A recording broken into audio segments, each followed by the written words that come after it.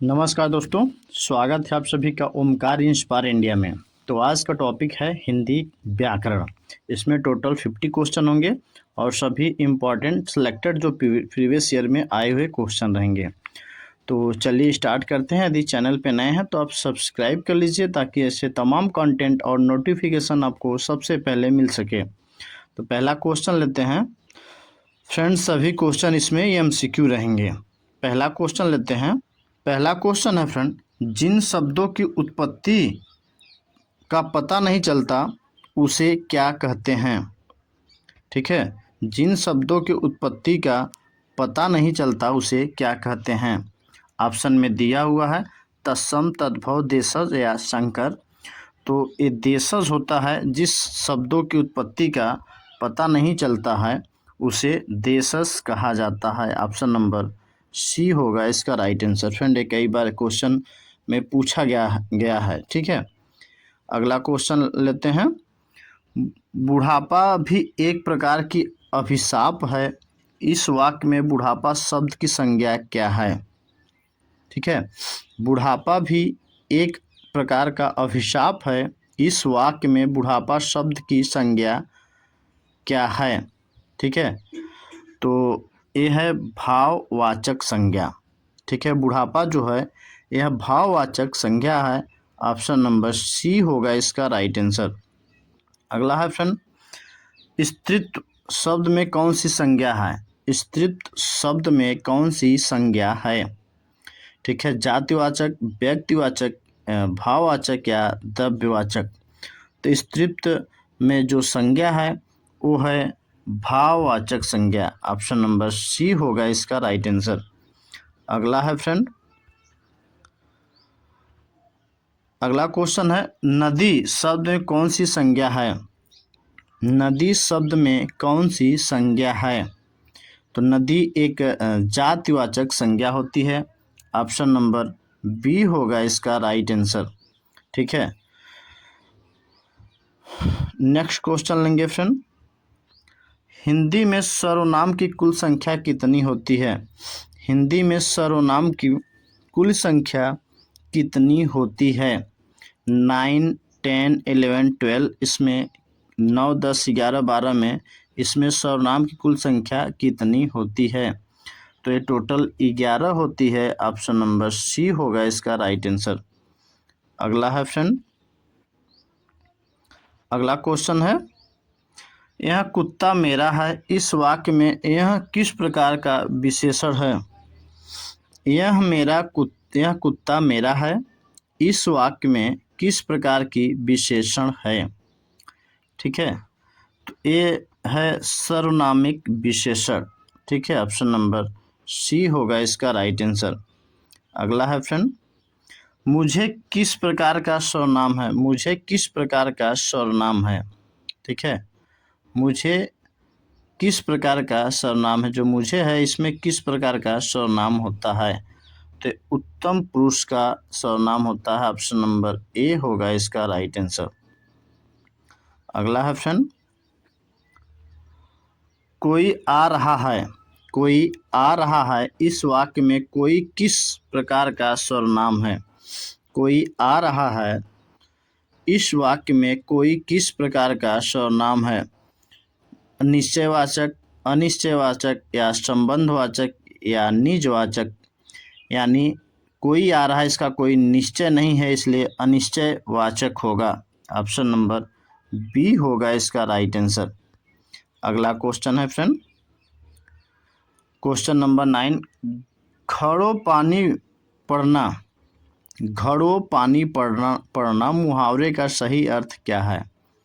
घड़ों पानी पड़ना मुहावरे का सही अर्थ क्या है। तो बहुत लज्जित होना, स्नान करना, नुकसान होना या पानी एकत्र करना। तो घड़ों पानी पड़ना मुहावरे का जो सही अर्थ होगा ये बहुत लज्जित होना होता है। ऑप्शन नंबर ए होगा इसका राइट आंसर। नेक्स्ट क्वेश्चन है फ्रेंड, संस्कृति का विशेषण क्या होगा। संस्कृति का विशेषण क्या होगा। ठीक है, संस्कृत होगा या सांस्कृतिक हो गया, संस्कृत होगा, ठीक है, या संस्कृति होगा, ठीक है। संस्कृति का विशेषण जो होगा वो क्या होगा, तो ये संस्कृत होगा, ठीक है, सांस्कृतिक। ऑप्शन नंबर बी होगा इसका राइट आंसर। अगला है फ्रेंड क्वेश्चन नंबर 11, चिड़िया आकाश में उड़ रही है, इस वाक्य में उड़ रही क्रिया किस प्रकार की है। चिड़िया आकाश में उड़ रही है, इस वाक्य में उड़ रही क्रिया किस प्रकार की है, ठीक है, अकर्मक, सकर्मक, समापिका या असमापिका। तो चिड़िया आकाश में जो उड़ रही है इसका यह किस प्रकार की है, तो ये है अकर्मक क्रिया है। ऑप्शन नंबर ए होगा इसका राइट आंसर। अगला है फ्रेंड, वह धीरे धीरे चल रहा है, रेखांकित शब्द धीरे धीरे क्या है। वह धीरे धीरे चल रहा है, रेखांकित शब्द में वह धीरे धीरे क्या है, ठीक है, क्रिया है या संज्ञा है या क्रिया विशेषण है या सर्वनाम है। तो वह धीरे धीरे चल रहा है यानी वो किसी की विशेषता बता रहा है, तो क्रिया विशेषण यहाँ पे हो जाएगा। ऑप्शन नंबर सी होगा इसका राइट आंसर। अगला है फ्रेंड, सकर्मक क्रिया का उदाहरण चुनिए। सकर्मक क्रिया का उदाहरण चुनिए, ठीक है। राम सोता है, पक्षी उड़ता है, वह कार चलाता है, बच्चा रोता है। सकर्मक क्रिया का जो उदाहरण है वह कार चलाता है। ऑप्शन नंबर सी होगा इसका राइट आंसर। अगला है फ्रेंड, अथ का विलोम शब्द क्या है। अथ का विलोम शब्द क्या है, अंत, अति, अर्थ, अध।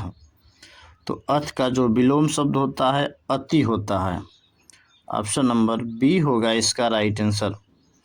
अगला है फ्रेंड, तरणी का पर्यायवाची शब्द क्या है। तरणी का पर्यायवाची शब्द क्या है, तो तरणी का जो पर्यायवाची शब्द है वो है सूर्य। ऑप्शन नंबर ए होगा इसका राइट आंसर। अगला है फ्रेंड, वृक्ष से पत्ते गिरते हैं, इस वाक्य में से किस कारक का चिन्ह है। वृक्ष से पत्ते गिरते हैं, इस वाक्य में से किस कारक का चिन्ह है। वृक्ष से पत्ते गिरते हैं, इस वाक्य से किस कारक का चिन्ह है, कर्म कारक, करण कारक, अपादान या अधिकरण। तो जो किसी से अलगाव होता है या दूर जाता है, बिछड़ता है, खोता है, तो उससे अपादान यानी अलग होता है, उसे अपादान कारक कहते हैं। ऑप्शन नंबर सी होगा इसका राइट आंसर। अगला है फ्रेंड, चूहा बिल से बाहर निकला में कौन सा कारक है। चूहा बिल से बाहर निकला, इसमें कौन सा कारक है, तो ये भी अपादान कारक के अंतर्गत आएगा, जो कि मैं बता चुका हूँ। किसी से दूर जाता, बिछड़ता, खोता ना, तो वो अपादान कारक के अंतर्गत आता है। ऑप्शन नंबर बी होगा इसका राइट आंसर। अगला है फ्रेंड, गीतिका शब्द का बहुवचन क्या होगा।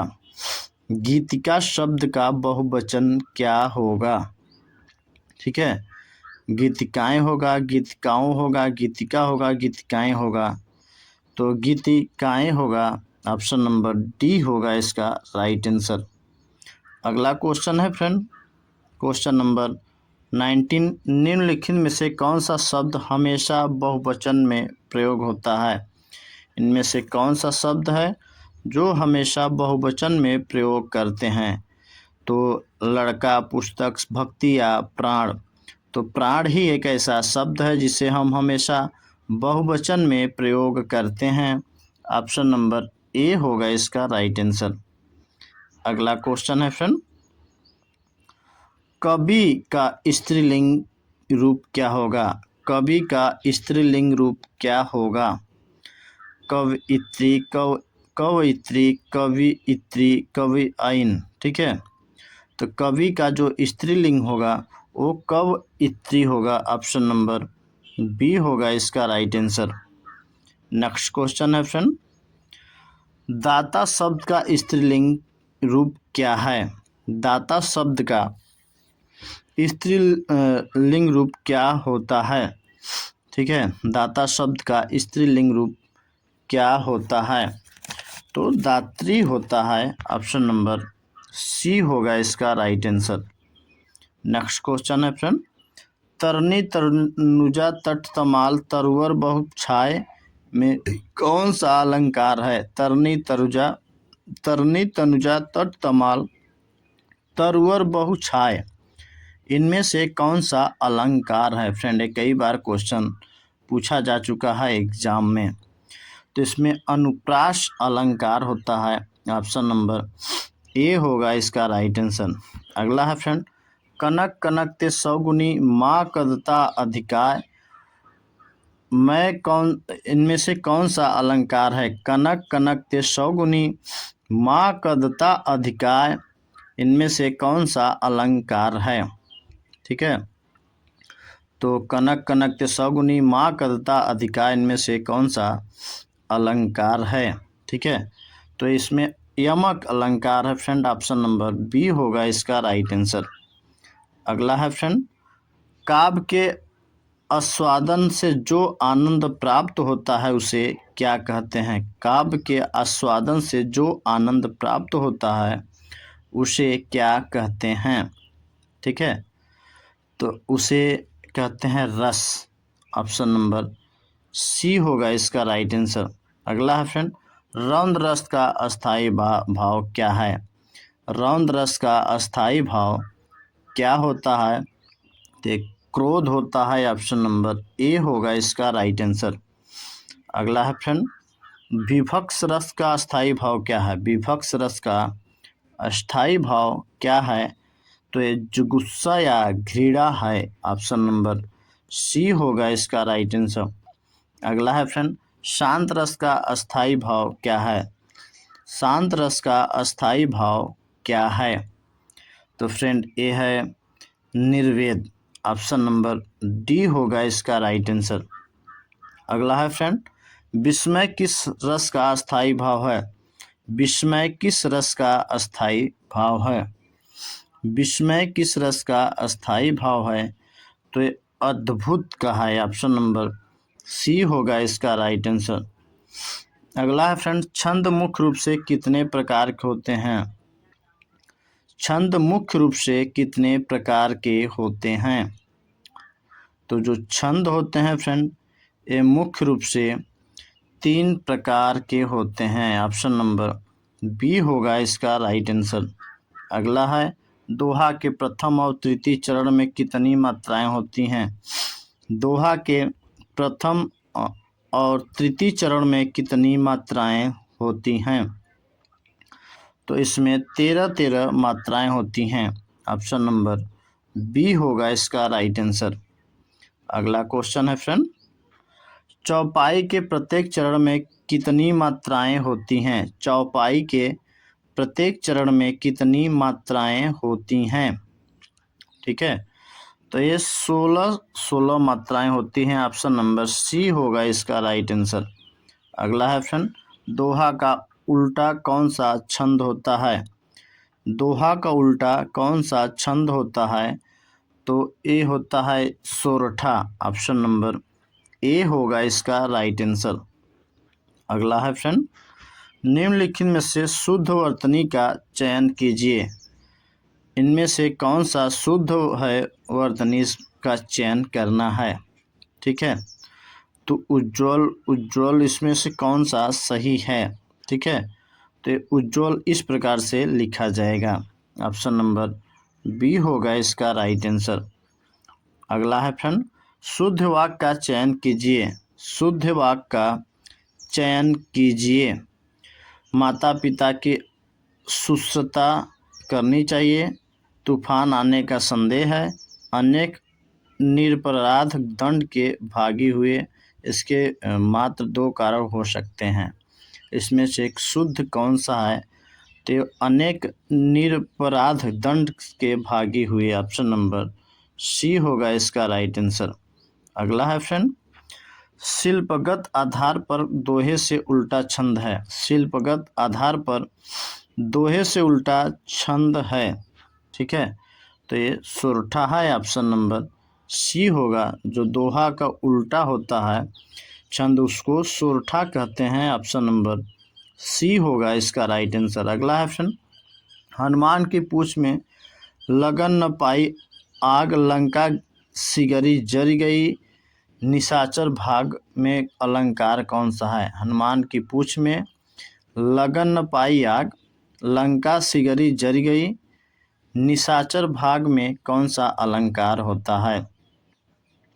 ठीक है, तो इसमें अतिशयोक्ति अलंकार है, बढ़ा चढ़ा के कहने को अतिशयोक्ति अलंकार कहते हैं। ऑप्शन नंबर बी होगा इसका राइट आंसर। अगला ऑप्शन, पीपर पात सरस मन डोला में पीपर पात क्या है। पीपर पात सरस मन डोला में पीपर का इसका मतलब क्या होता है। पीपर पात क्या है, उपमेय है, उपमान है, वाचक शब्द है या साधारण धर्म है। तो उपमान है, ऑप्शन नंबर बी होगा इसका राइट आंसर। अगला ऑप्शन, भरत मुनि के अनुसार रसों की संख्या कितनी है। भरत मुनि के अनुसार रसों की संख्या कितनी है। ठीक है, तो 8 है, ऑप्शन नंबर ए होगा इसका राइट आंसर। अगला ऑप्शन, संचारी भाव की कुल संख्या कितनी मानी गई है। संचारी भाव की कुल संख्या कितनी मानी गई है। तो ए मानी गई है 33, ऑप्शन नंबर बी होगा इसका राइट आंसर। अगला ऑप्शन, जहाँ बिना कारण के कार्य का होना पाया जाए वहाँ कौन सा अलंकार होता है। जहाँ बिना कारण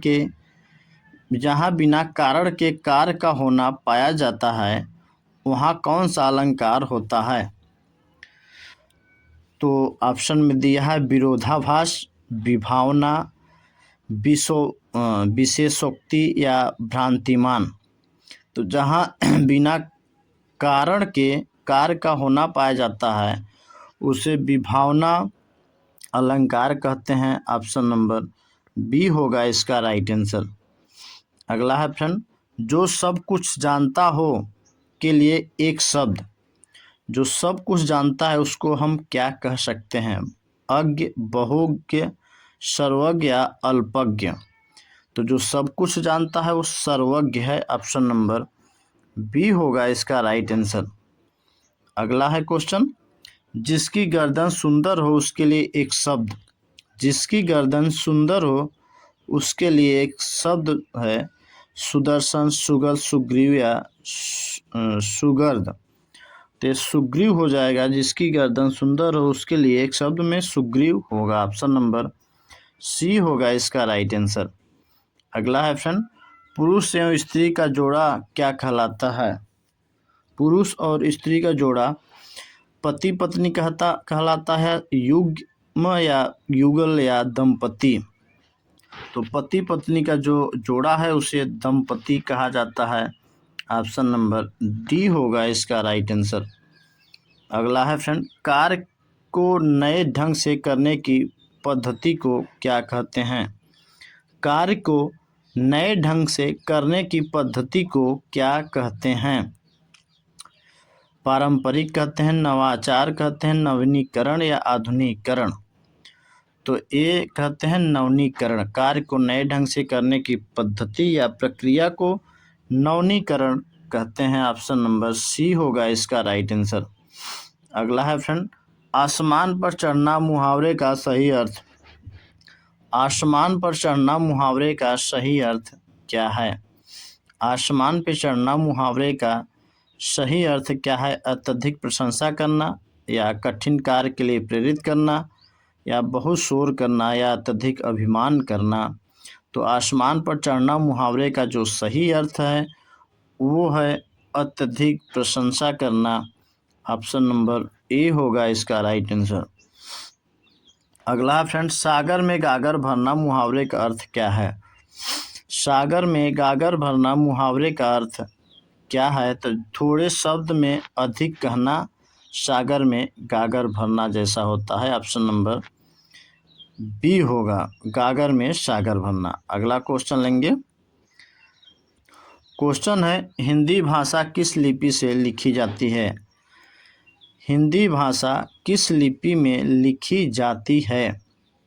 गुरुमुखी, ब्राह्मी या देवनागरी या रोमन?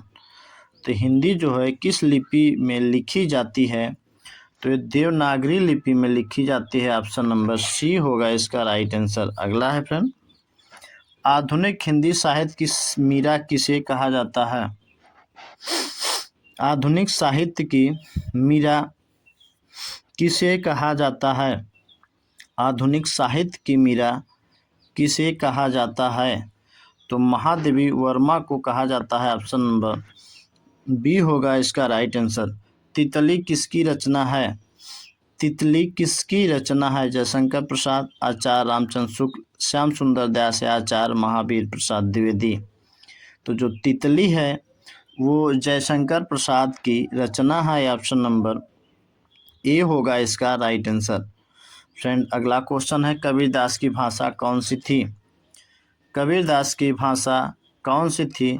फ्रेंड 4 ऑप्शन दिया हुआ है, इसका आंसर आपको कमेंट बॉक्स में ज़रूर बताना है और आपके क्वेश्चन कितने सही हुए हैं वो भी बताइएगा। यदि अभी तक चैनल पर नए हैं तो आप लाइक कर दीजिए, शेयर कर दीजिए और अपने मित्रों को शेयर करना ना भूलें। लाइक, शेयर, सब्सक्राइब करना ना भूलें।